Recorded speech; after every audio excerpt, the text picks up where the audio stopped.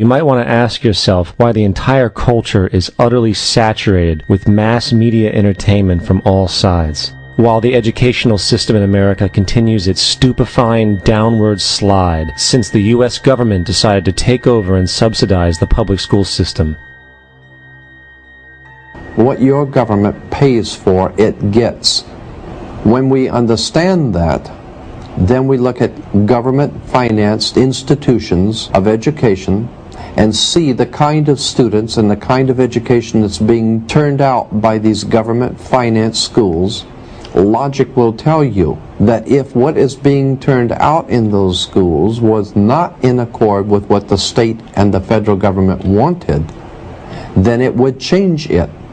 The Patriot Act, Homeland Security, the Military Tribunals Act, and other legislations are all completely and entirely designed to destroy your civil liberties and limit your ability to fight back against what is coming. Currently in the United States, unannounced to most brainwashed Americans, your home can be searched without a warrant, without you being home. You can in turn be arrested with no charges revealed to you, detained indefinitely with no access to a lawyer, and legally tortured, all under the suspicion that you might be a terrorist.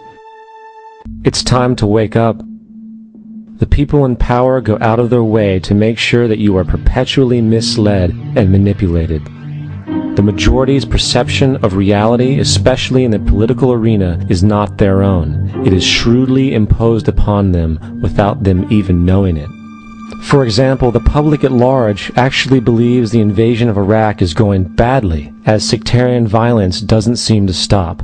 What the public fails to see is that the destabilization of Iraq is exactly what the people behind the government want. This war is to be sustained so the region can be divided up, domination of the oil maintained, continual profits reaped for the defense contractors, and most importantly, permanent military bases established to be used as a launching pad against other oil-bearing, non-conforming countries such as Iran and Syria. The last thing the men behind the curtain want is a conscious, informed public capable of critical thinking, which is why a continually fraudulent zeitgeist is output via religion, the mass media, and the educational system. They seek to keep you in a distracted, naive bubble, and they are doing a damn good job of it. In 2005, an arrangement between Canada, Mexico, and the United States was made. This arrangement, unannounced to the public, unregulated by Congress, merges the United States, Mexico, and Canada into one entity, erasing all borders.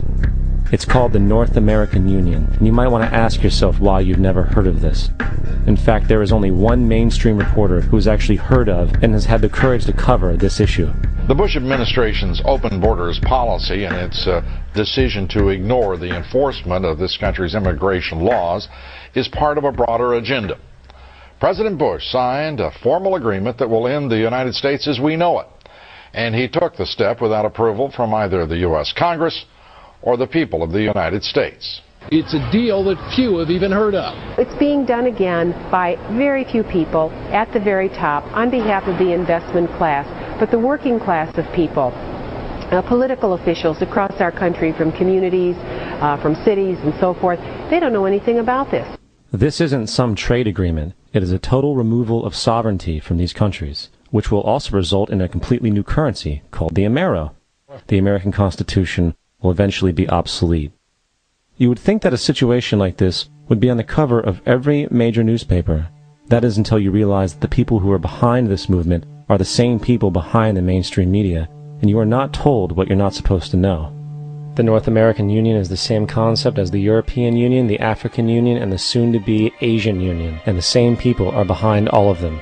And, when the time is right, the North American Union, the European Union, the African Union, and the Asian Union will be merged together, forming the final stages of a plan these men have been working on for over 60 years. A one-world government.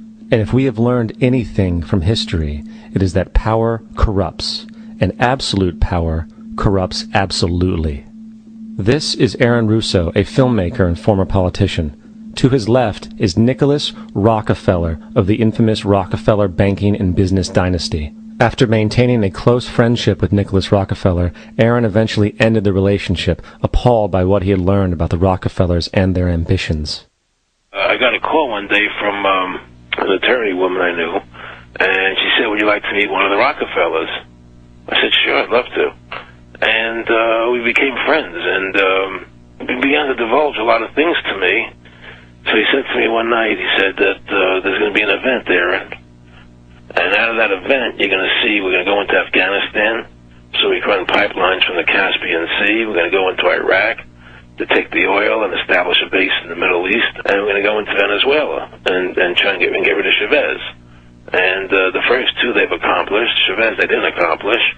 And he said you're going to see guys going into caves looking for looking for people that they're never going to find. You know, he was laughing about the fact that you have this war on terror. There's no real enemy. He's talking about how by having this war on terror, you can never win it because it's an eternal war. And so you can always keep taking people's liberties away. And I said, how are you going to convince people that this war is real? He said, but the media can convince everybody it's real. I mean, you know, it's just that you keep talking about things. You keep saying it over and over and over again, and eventually people believe it. You know, you created the Federal Reserve in 1913 through lies. You create 9/11, which is another lie. Through 9/11, you're fighting a war on terror, and now all of a sudden you go into Iraq, which was another lie, and now they're going to do Iran. You know, and it's all one thing leading to another, leading to another, leading to another. Now, I would say, what are you doing this for? What's the point of this thing? You have all the money in the world you ever want. You have all the power. I said, you know, you're hurting people. It's not a good thing. And he would say, what do you care about the people for? Take care of yourself and you take care of your family. And then I said to him, what are the ultimate goals here? He said, the ultimate goal is to get everybody in this world chipped with the RFID chip and have all money be on those chips and everything on those chips. And if anybody wants to protest what we do or violate what we want, we just turn off their chip. That's right, microchipped. In 2005, Congress, under the pretense of immigration control and the so-called war on terrorism, passed the Real ID Act, under which it is projected by May 2008, you will be required to carry around a federal identification card, which includes on it a scannable barcode with your personal information. However, this barcode is only an intermediary step before the card is equipped with a VeriChip RFID tracking module, which will use radio frequencies to track your every move on the planet. If this sounds foreign to you, please note that the RFID tracking chip is already in all new American passports. And the final step is the implanted chip, which many people have already been manipulated into accepting under different pretenses. We have a Florida family who are really pioneers in a brave new world. They have volunteered to be the first ever to have microchip identification devices implanted into their body. After 9/11, I was really concerned with the security of my family. In the end, everybody will be locked into a monitored control grid where every single action you perform is documented. And if you get out of line, they can just turn off your chip, for at that point in time, every single aspect of society will revolve around interactions with the chips. This is the picture that is painted for the future if you open your eyes to see it. A centralized one-world economy where everyone's moves and everyone's transactions are tracked and monitored, all rights removed. The most incredible aspect of all. These totalitarian elements will not be forced upon the people. The people will demand them. For the social manipulation of society through the generation of fear and division has completely detached humans from their sense of power and reality. A process which has been going on for centuries, if not millennia.